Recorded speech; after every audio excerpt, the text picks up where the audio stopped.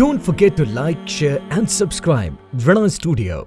نحمده ونصلي ونسلم على رسوله الكريم أما بعد فأعوذ بالله من الشيطان الرجيم لقد كان لكم في رسول الله أسوة حسنة. زمر دین اسلام محترم و معززو مسلمانان ورونو خويندو منگا جبال الحسنات بیانول د نیکیانو غرونا واړه عملونه او غټ اجرونه. زما عزتمندو چې یو په دغه جبال الحسنات کې اذکار کول دي چې د بعضی اذکارو ډیر فضائل راغلی دي. عام طور سره ذکر دا خو د مؤمن صفت ده. رب العالمین قرآن کریم کی فرمائی والذاکرین اللہ کثیرا والذاکرات اعد اللہ لهم مغفرتا واجرا عظیما. اللہ فرمائی اغا سڑی چی اللہ دیر یادی، اغا زنانا چی اللہ دیر یادی، اعد اللہ لهم مغفرتا، اللہ دا دید پارا برابر کڑی دا بخنا واجرا عظیم اولوی اجر.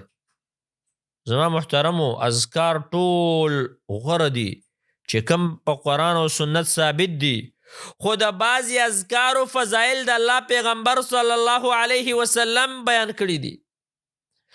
روایت د صحیح البخاری کی راځي، رسول الله صلی الله علیه وسلم فرمایلی دي چې څوک د قیامت څوک دا ذکر په دنیا کې وای سبحان الله و بحمده سل کرته، د قیامت په ورځ به د دنه غوره انسان نه مګر هغه انسان به د دنه غوره چې کوم انسان دا ذکر ډیر کړي.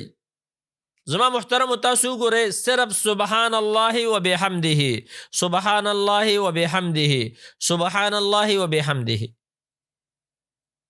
سمرا یو معمولی ذکر سمرا غټ اجر په انسان ته ملاویږي. د قیامت په ورځ باندې بستانه بهترین انسان نه مگر هغه سړی بستانه غوري چې هغه دا ډیر کړی وستانه.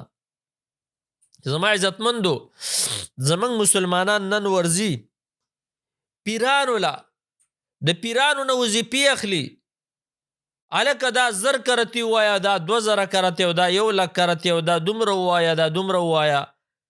هغه صحیح او صفا دین، هغه دین چې لیلوها کنهارها شپې په شان د ورځ ده، هغه دین د دینه پاتې، بس غریبانان چرته په بدعاتو کې اخته شوي.